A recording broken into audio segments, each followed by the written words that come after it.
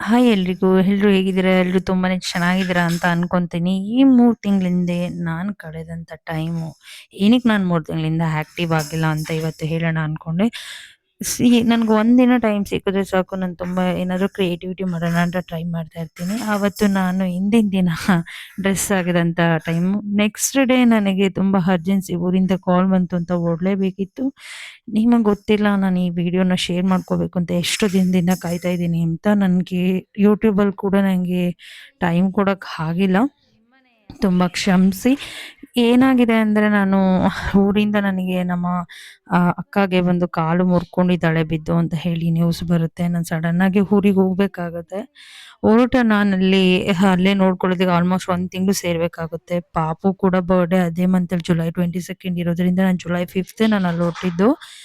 ಎಲ್ಲ ಸೇರಿ ಇದೆಲ್ಲ ಒಂಥರ ನನಗೆ ಹೇಗನ್ಸುತ್ತೆ, ನನ್ನ ಮಗಳು ಬರ್ಡೇನ ತಂದೆ ಜೊತೆ ಸೆಲೆಬ್ರೇಟ್ ಮಾಡೋಕ್ಕಾಗಿಲ್ಲ ಈ ವರ್ಷ.